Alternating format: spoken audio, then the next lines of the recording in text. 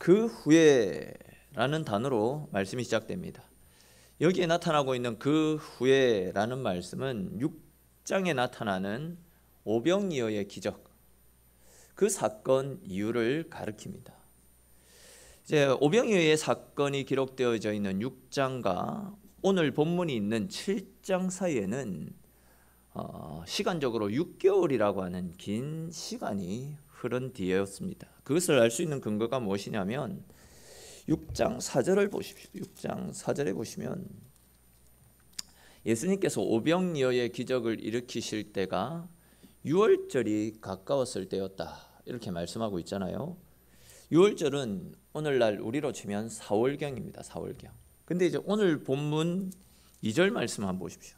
오늘 본문 2절에 보시면 이 초막절이 유대인의 명절인 초막절이 가까운지라, 이렇게 말씀하고 있습니다. 초막절은 우리로 치면 한 10월경에 해당되는 날짜입니다. 그러니까 이제 6월절이 가까운 4월경에 오병이어를 일으키셨다가 지금까지 이제 6개월 정도의 시간이 흘렀다라는 거죠. 근데 이제 1절 말씀에 나타나고 있듯이 예수님은 이 6개월 동안 당신의 목숨을 노리는 사람들이 많이 있었기 때문에 유대 지역으로 내려가시지 않고 갈릴리 지역에서 숨어 계셨다라는 것을 알 수 있습니다. 네, 여러분, 왜 당시에 많은 사람들이 예수님의 목숨을 노리려고 했던 것이겠습니까? 왜 예수님은 그렇게 숨어 있어야만 했던 것이겠습니까?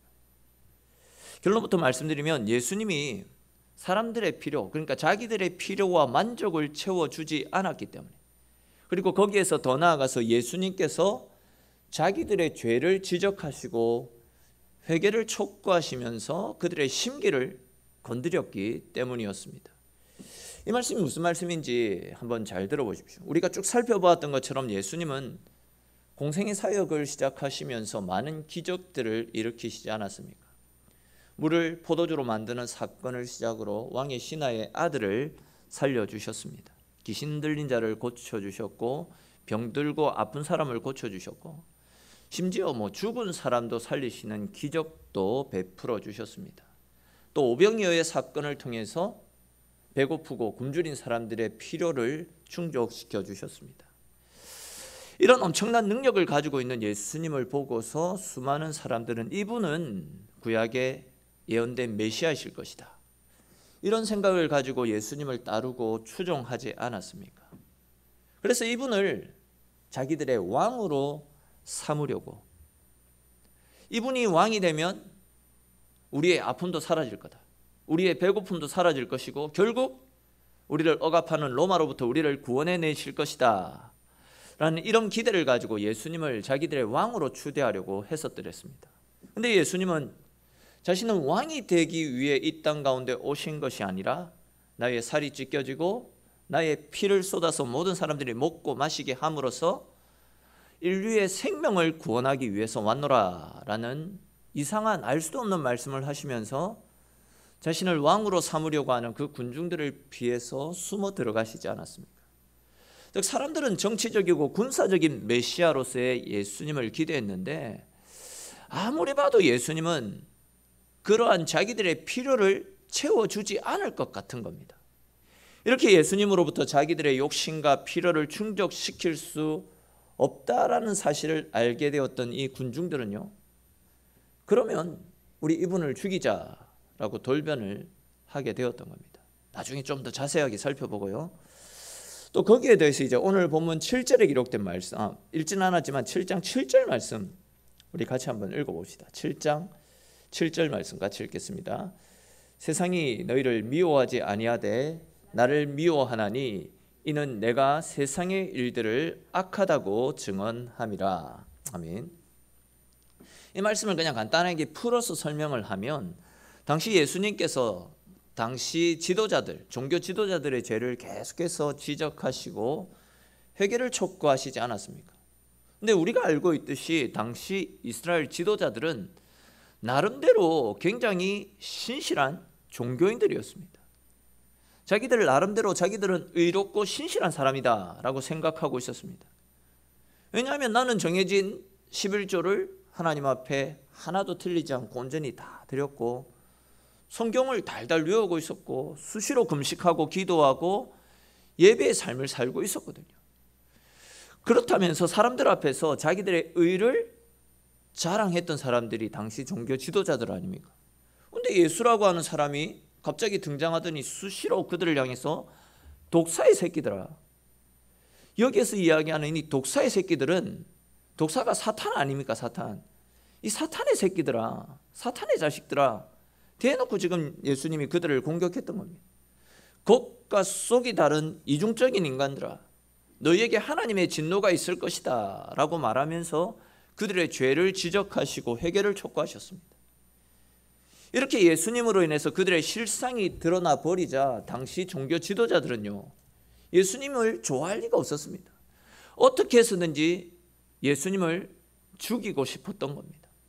자, 그런데 보십시오 여러분, 예수님을 따라다녔던 그 많은 군중들도, 그리고 예수님으로부터 책망을 들었던 당시의 이 종교 지도자들도 모두가 하나같이 예수님께서 일으키셨던 엄청난 기적과 능력들을 직접 목격했거나 소문을 통해 가지고 예수님이 얼마나 위대한 분이신지를 그들도 알고 있었더랬습니다. 그런데 이제 그런 기적들이, 달리 표현하면 그런 기적들을 일으키는 엄청난 능력을 소유하신 분이 나에게 아무런 도움이 되어지지 않고 나의 필요를 채워줄 수 없는 분이다라는 사실을 알게 되자 전부 예수님에게서 돌아서서 그분을 죽이려고 덤벼드는 것을 볼 수 있습니다. 이와 관련해서 우리 요한복음 11장 47절 48절에 기록된 말씀 같이 한번 읽어봅시다. 요한복음 11장 47, 48 앞에 화면에도 나옵니다. 같이 읽겠습니다. 이에 대제사장들과 바리새인들이 공회를 모으고 이르되 이 사람이 많은 표적을 행하니 우리가 어떻게 하겠느냐? 만일 그를 이대로 두면 모든 사람이 그를 믿을 것이요 그리고 로마인들이 와서 우리 땅과 민족을 빼앗아 가리라 하니. 아멘. 자, 이 말씀은 예수님께서 죽었던 나사로를 살리신 후에 예수님을 통해서 죽었던 사람이 다시 살아났다라는 소문이 여기저기로 퍼져나가자 당시 종교 지도자들이 예수님을 어떻게 해야 될지 모여서 의논하는 장면이다 보시면 됩니다. 48절에 보시면 만일 그를 그대로 두면 모든 사람이 그를 믿을 것이요 라고 이야기하면서 결론을 어떻게 내냐면 11장 53절에 나타나고 있는 것처럼 결국은 그들이 예수님을 죽이자라고 결론을 내려버렸더랬습니다. 사실 여러분, 우리 생각에 죽은 자를 누군가가 살리는 걸 내가 눈으로 직접 목격했다, 죽은 줄 알았던 사람이 직접 살아났다, 그런 기적을 일으키는 사람이 있다라고 한다면 그런 기적을 일으키는 사람 앞에 그 즉시로 무릎을 꿇고 그를 높이며 섬길 것 같지만 죄인된 우리 인간들의 본성은요, 그 기적이 나에게 아무런 도움이 되지 않는다라고 한다면 결코 그 말씀 앞에 복종하지 않는다라는 거죠. 주눅들지 않는다라는 겁니다. 우리는 오늘 본문 1절에 기록된 말씀, 즉 유대인들이 예수님을 죽이려고 했기 때문에 예수님께서 6개월 동안이나 유대 땅에 다니지 않으셨다라는 이 말씀을 통해서 기적은 절대 사람을 변화시킬 수 없다, 기적은 절대 사람의 근본을 변화시킬 수 없다라는 사실을 새롭게 발견하게 됩니다. 사실 사람들은 기적에 많은 관심을 가지고 있잖아요. 그러니까 이제 예수님을 그렇게 쫓아다녔던 건 아니겠습니까? 예수님이 보이셨던 기적, 그 기적을 보고 그렇게 쫓아다녔다라는 겁니다. 근데 보시면 그 기적이 자기들에게 아무런 유익이 되지 않을 때에는 모두가 돌변해서 예수님을 죽이려고 덤벼들고 있습니다. 무슨 이야기입니까? 기적이 우리를 살리는 것이 아니다라는 말씀이고 기적이 우리를 예수님께로 이끌어가는 것이 아니다라는 겁니다. 만약 기적이 우리를 예수님께로 이끌고 우리의 믿음을 더욱더 견고하게 만드는 것이다 라고 한다면 예수님 당시에 모든 사람들은 전부 예수님을 믿고 예수님을 따랐어야죠. 예수님 당시에 그들은 전부 구원을 받았어야 됐죠. 근데 지난번에 살펴봤던 요한복음 6장과 또 오늘 살펴보고 있는 말씀에서는 오히려 기적을 경험했던 그들이 오히려 예수님을 향해서 칼을 겨누고 있는 상황 아닙니까? 심지어 죽은 자가 살아나는 진짜 말도 안 되는 엄청난 기적, 이건 기적도 아니죠. 이거는 뭐라고 말할 수 없는 엄청난 일들이 그들을 눈앞에 펼쳐졌는데도 불구하고 오히려 그 기적이 나에게 덕이 되지 않으니까 죽이려고 덤벼들고 있다라는 겁니다. 지금도 여러분 이런 경우들이 많이 있습니다. 지금 저는 기적이 필요하지 않다 이런 말씀을 드리려고 하는 것이 아닙니다. 지금도 복음이 증거되어지는 곳곳에는 주님께서 기적을 통해서 당신의 살아계심을 계속 보여주고 계시잖아요. 우리 성도들 가운데서도 기도함을 통해서 병이 치료되고 귀신이 떠나가는 하나님께서 보여주셨던 엄청난 기적들을 경험하신 분들이 많이 계시지 않습니까? 그렇습니다. 여러분, 하나님은 지금도 살아계시고 모든 믿는 자들에게 기적을 통하여서 하나님의 살아계심을 보여주시는 분인 줄로 믿으시기를 축원합니다. 근데 이제 중요한 것은 하나님께서 보이시는 기적이 신앙생활의 핵심이다, 거기에 우리의 마음을 빼앗겨서 살아가서는 안 된다라는 겁니다. 얼마 전에도 말씀을 드린 기억이 있는데, 하나님께서 우리에게 기적을 보여주시는 것은요, 사람들이 워낙 하나님의 말씀을 믿지 않기 때문에, 워낙 하나님 자체를 믿지 않기 때문에 하나님께서 당신의 말씀은 가짜가 아니고 진짜다라는 것을, 지금도 하나님은 살아계신다라는 것을 증명하시기 위해서, 즉 사람들이 믿게 하시려고 기적과 능력을 보여주시는 겁니다. 그렇다라고 한다면 여러분, 하나님의 말씀이 먼저라고 했습니까? 기적이 먼저라고 했습니까? 그렇죠. 당연히 하나님의 말씀이 먼저입니다. 기적이 중요한 것이 아니라 하나님의 말씀을 믿는 우리의 믿음이 훨씬 더 중요하다라는 거죠. 근데 이제 사람들은 말씀에는 큰 관심이 없고 어떤 기적이라든지 어떤 능력이 일어나는 것, 거기에만 더 많은 관심을 가지고 있다라는 겁니다. 진짜 그것에 사람들이 열광을 하고 있습니다. 그런데 이제 그것보다도 훨씬 중요한, 진짜 우리를 살리는 예수 그리스도의 십자가와 우리 죄를 고백하고 제 사함을 받아야 된다라는 복음의 핵심 진리가 선포되어지면 모두가 시큰둥해 하는 것이 사실입니다. 혹은 날 십자가네, 지겨워하고 따분해합니다. 지금 내 속에는 온통 세상적인 욕심들로 가득 차 있어서 예수님을 모시고 살아갈 여유가 없습니다. 내가 주인 삼은 모든 것 다 내려놓고 주님만을 따르겠습니다 라고 고백은 하지만 여전히 우리는 주님이 아니라 주님 아닌 것들을 나의 주인으로 삼고 그것들을 쫓으며 살아가느라고 주님은 항상 내 삶의 우선순위에서, 내 삶의 중심에서 배제되어진 채 살아가고 계십니다. 여러분, 이런 우리들에게 실제로 주님께서 실제로 이 가운데 찾아오셔서 생명의 말씀을 들려주시고 기적을 보여주시면 진짜 나는 누구보다도 예수님 사랑하면서 누구보다도 예수님을 잘 믿을 것 같죠.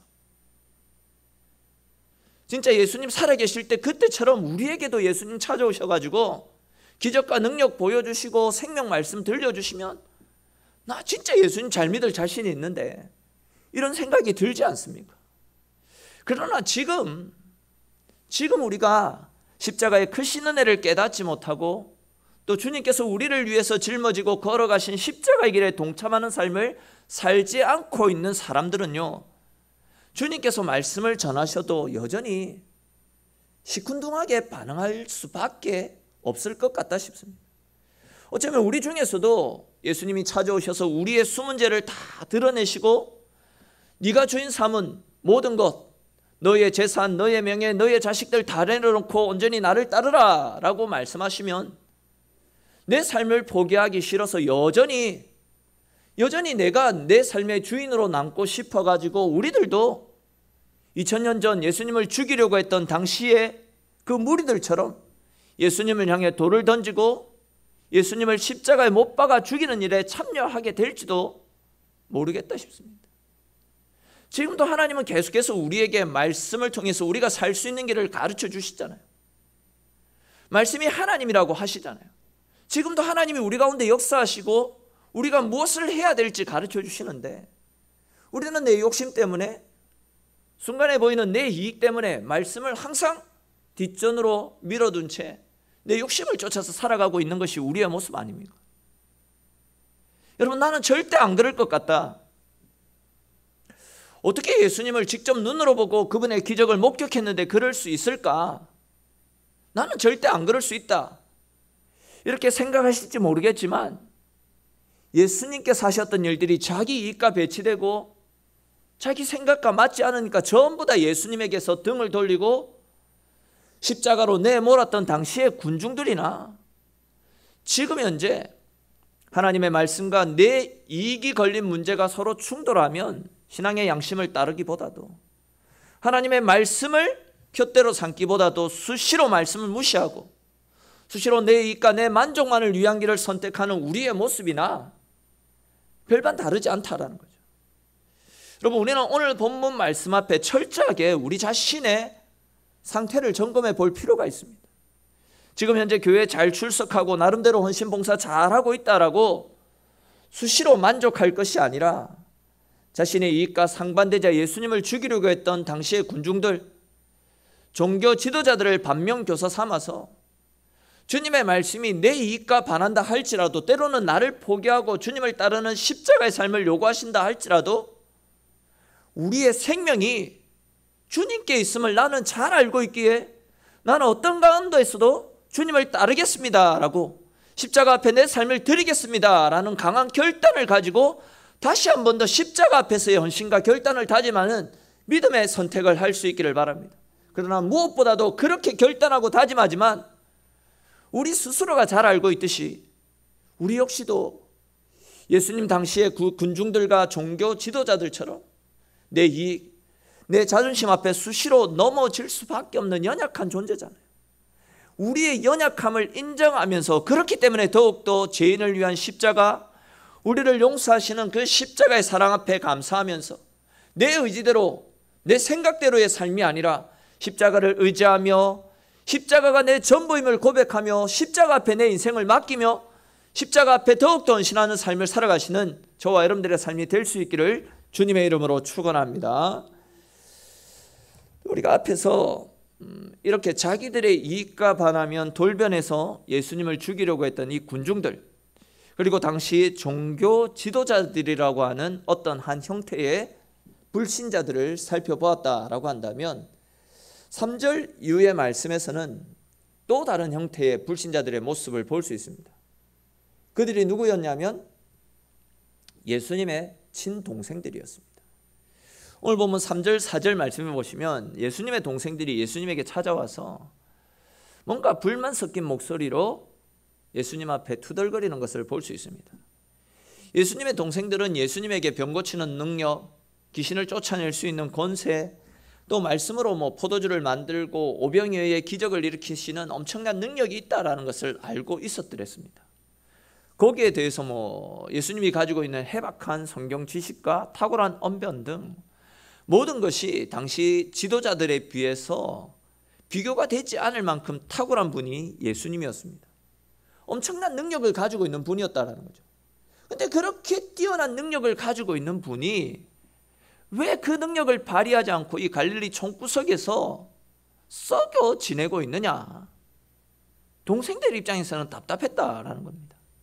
예루살렘으로 올라가 가지고 예수님이 가지고 있는 능력을 발휘하기만 하면 사람들로부터 인정받고 부와 명예, 권세를 누리는 것은 눈에 보듯 뻔한 일인데, 진짜 더 나아가서 사람들이 말하고 있는 것처럼 자칫하면 예수님이 이스라엘의 새로운 왕으로도 등극할 수 있을 만큼 사람들로부터 그런 큰 인기를 누리고 있는데, 예수님은 그런 권세를 누리는 거, 명예를 누리는 거, 세상에서 높아지는 일에는 전혀 관심도 없고 오히려 그것이 싫어가지고 갈릴리 총구석에 숨어 지내다 보니까 이 동생들 입장에서는 답답했던 겁니다. 이게 이제 예수님의 동생들이 예수님께 와가지고 이렇게 숨어 지내지만 말고 빨리 유대 땅으로 올라가서 행님의 능력을 보여주셔가지고 사람들 앞에 좀 세워짐을 받으십시오, 이런 권면을 했다라는 거죠. 근데 이제 예수님의 동생들이 이런 말을 하는 것은 결국 그거 아닙니까? 집안의 장남인 예수님이 성공하고 출세하면 그 덕을 자기들도 볼 수 있지 않겠나 하는 그런 기대감에서 이런 말들을 했던 겁니다. 근데 이제 이어지는 5절 말씀, 이 말씀이 중요합니다. 우리 5절 말씀 같이 한번 읽어보겠습니다. 이는 그 형제들까지도 예수를 믿지 아니함이로라. 아멘. 이 말씀을 이제 좀 더 정확하게 해석하기 위해서 원어를 살펴보게 되면 원어상에 보면 이 갸르라는 단어가 들어가 있는데 우리말 성경에는 이 갸르라는 단어를 해석하지 않았거든요. 갸르는 왜냐하면이라는 뜻을 가지고 있습니다. 그러니까 우리말 성경에서는 왜냐하면이라는 단어를 빼고 그냥 이는 이라고만 해석을 했거든요. 그러니까 이제 5절 말씀을 원어상으로 다시 해석하면 왜냐하면 이는 그 형제들까지도 예수를 믿지 않았기 때문이다, 이렇게 해석을 할 수 있습니다. 그러니까 이제 이 상황을 다시 풀어서 설명을 해드리면 예수님의 동생들이 3절 4절 말씀에서 예수님께 형님 예루살렘에 올라가서 많은 기적을 행하시고 힘있고 권세 있는 말씀을 선포해서 형님의 이름을 많은 사람들에게 알리세요. 왜 이렇게 시골 구석에 숨어서 지냅니까? 라고 말을 하지 않았습니까? 그런데 이제 예수님의 동생들이 이런 말을 했던 것은 왜냐하면 그들이 믿음이 없었기 때문에 이런 말을 했다라고 해석할 수 있다는 거죠. 그리고 이제 이러한 예수님의 말씀을 조금 다른 관점에서 말씀드리면 예수님의 동생들 역시도 결국 믿음 없는 불신자였다라는 거죠. 예수님을 따르다가 자기 이익과 반하니까 떠나갔던 그 군중들, 그리고 종교 지도자들과 예수님의 동생들 역시도 마찬가지로 다 불신자였다라는 겁니다. 근데 여러분, 우리 솔직히 한번 생각을 해보십시다. 우리 인간적인 관점으로 예수님의 동생들이 하고 있는 이 말을 들어보면요, 굉장히 현명하고 지혜롭지 않습니까? 많은 사람들 앞에서 능력 보여가지고 사람들 한호 속에서 복음을 전하면 굉장히 효과적으로 또 은혜스럽게 복음이 전해지지 않겠습니까? 실제로 우리 믿는 사람들이 영광스러운 자리에 오르고 또 부자가 되고 또 세상적으로도 뭔가 큰 영향력을 행사할 수 있다라고 한다면 얼마나 좋겠습니까? 그렇게 되면 믿지 않는 사람들에게도 더 많은 기감이 되고 복음 전하는 일도 좀 더 쉽게 효과적으로 잘 전할 수 있지 않겠나 생각되어집니다. 그런데 여러분, 이런 것이 우리 기독교의 본질이었다라고 한다면, 이런 것들이 예수님이 원하시는 방법이었다라고 한다면 벌써 예수님께서 그런 길을 선택하셨겠죠. 그러나 아시는 것처럼 예수님은 사람들로부터 대접받는 것, 사람들로부터 인기를 끌고 환호받는 것, 이런 것을 원치 않으셨습니다. 많은 사람들이 예수님께서 일으키시는 기적을 보고 예수님을 따를 때에 예수님은 항상 몸을 숨기셨습니다. 사람들에게 이 일을 알리지 말라라고 당부를 하셨더랬습니다. 이런저런 기적들로 인해서 자신이 드러나는 것을 원치 않으셨습니다. 예수님은 한 번도 사람들을 향해서 나를 따라오면 너희가 부자가 될 것이다, 나를 따라오면 너희가 세상의 권세를 누리게 될 것이다, 너희가 나를 따라오면 만사 형통의 복을 누리게 될 것이다, 이런 말씀을 하신 적이 없지 않습니까? 오히려 나를 따라오려거든 자기를 부인하고 자기 십자가를 지고 나를 따라야 된다라고 말씀하셨습니다. 너희가 나와 함께 고난의 잔을 마시려느냐라고 말씀하셨고, 너희가 나와 함께 이 고난의 십자가를 짊어지고 가려느냐라면서 주님을 따르는 사람은 십자가의 길을 걸어가야 된다라고 말씀하셨습니다. 영광스럽고 사람들로부터 높임을 받는 자리가 아니라 오히려 낮아지고 고난 가운데 주님을 따르는 삶을 살아가야 된다라고 말씀하셨다라는 거죠. 여러분, 예수님은 왜 사람들로부터 이렇게 추앙받고 영광과 면류관을 받아서는 이런 멋진 삶들을 거부하시고 이렇게 외롭고 견디기 힘든 고난의 삶을 선택하신 것이겠습니까? 분명 예수님도 할 수만 있었다라고 한다면 십자가의 고난을 피하고 싶었을 것입니다. 그런 군중들을 이용해서 얼마든지 이스라엘의 왕으로 등극할 수도 있었을 것입니다. 그러나 그 길이 하나님이 원하시는 길이 아니었고, 당신이 죽는 길이 우리를 살리는 길이었기 때문에 예수님은 하나님의 뜻 앞에 순종하면서 십자가의 길을 걸어가셨다라는 거죠.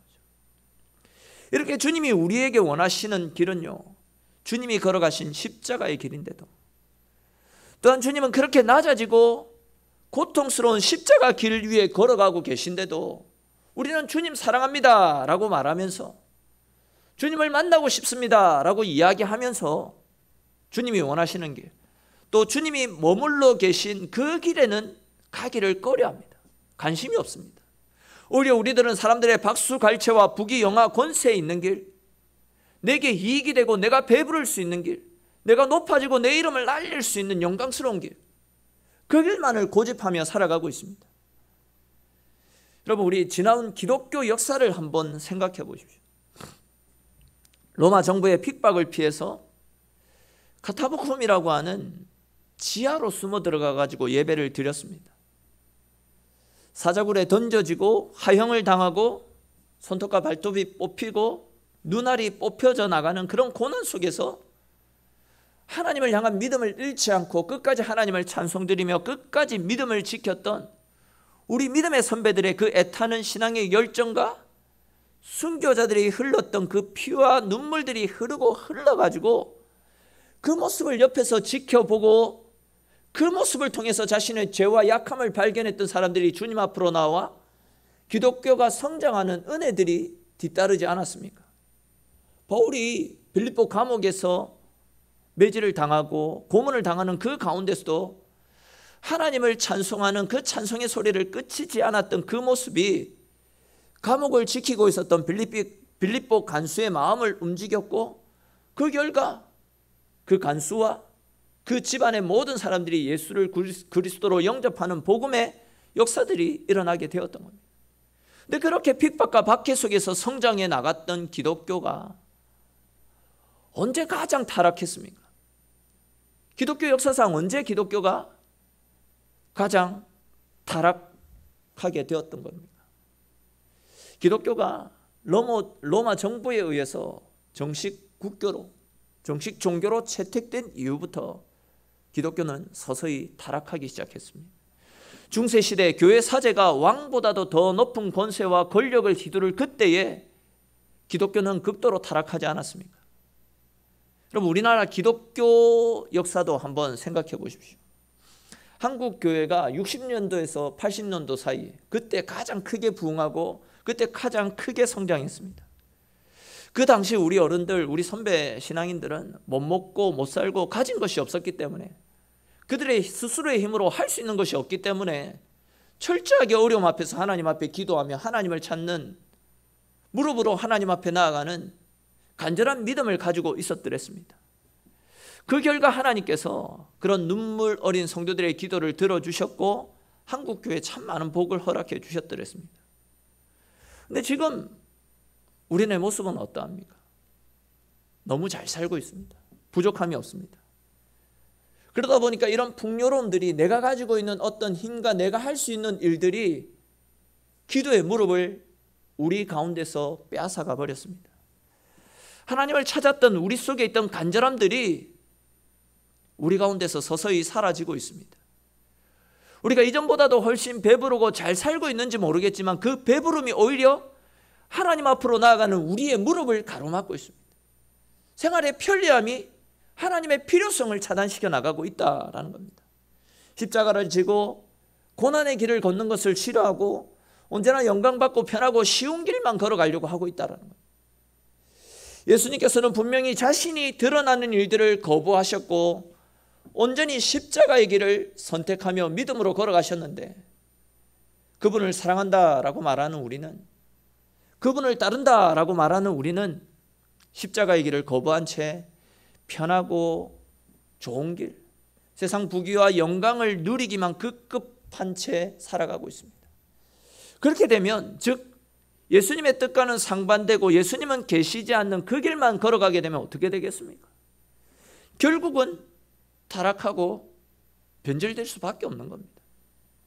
우리 역시도 이 군중들처럼, 종교 지도자들처럼 내 이익에 반하는 예수님, 내 뜻과 상관없이 움직이기를 원하시는 예수님, 우리도 돌변해가지고 예수님을 향해서 돌 던지고 예수님을 십자가에 못 박아라고 크게 외칠 수 있는 그런 선택을 할 수 있게 될 수도 있다라는 거죠. 예수님은 그런 삶을 원하는 자들을 향해서 그들이 믿지 않기 때문이라고, 즉 그들에게 믿음이 없기 때문이다라고 그런 길을 선택하는 것이다. 믿음이 없기 때문에 그런 길을 선택하는 것이다 라고 분명히 말씀하셨습니다. 사랑하는 성도 여러분, 예수님을 사랑하십니까? 진짜 예수님이 내 삶의 모든 것임을 우리의 입술을 열어서 고백할 수 있습니까? 예수님이 나의 구원자이심을 믿으십니까? 제가 질문할 때 우리 스스로에게 자신 있게 한번 당당하게 한번 고백해 보십시오. 예수님을 사랑하십니까, 여러분? 예수님이 나의 구원자이심을 믿으십니까? 그렇다면 오늘 나는 이 말씀 앞에서 나는 과연 어떤 삶을 살고 있는지 우리 스스로의 영적 상태를 진지하게 한번 점검해 볼 수 있었으면 좋겠습니다. 나는 정말 낮은 마음을 가지고 천국을 향한 좁은 문을 향해서 달려가고 있는 사람인지, 아니면 더 높아지고 더 많이 가지고 더 인정받기를 위해서 하나님은 계시지 않는 편하고 쉽고 넓은 길만 걸어가고 있지는 않습니까? 예수님은 언제나 우리가 당신과 함께하는 삶을 살기를 원하십니다. 자신을 드러내고 높아지고 쉽고 편안한 길이 아니라 주님이 걸어가시고 주님이 친히 우리에게 본을 보여주시고 우리를 오라 하시는 그 길, 십자가의 자리, 섬김의 자리, 헌신의 자리, 남들은 가기를 꺼려하는 좁고 험난한 길을 나와 함께 가자라고 지금도 우리를 부르고 계십니다. 저와 여러분들 모두가 우리를 부르고 계시는, 우리와 함께 하기를 원하고 계시는 우리 주님의 마음을 잘 헤아려서 주님께서 우리에게 친히 본을 보여주시고 우리에게 친히 행하여 주셨던 섬김의 모습을 따라서 우리 스스로를 낮추고 섬기는 삶을 통해서 오히려 주님으로부터 높임받고 주님으로부터 칭찬 듣게 되는 복된 인생, 존귀한 삶을 살아가시는 저와 여러분들의 삶이 될 수 있기를 주님의 이름으로 간절히 축원합니다. 잠시 기도드리겠습니다.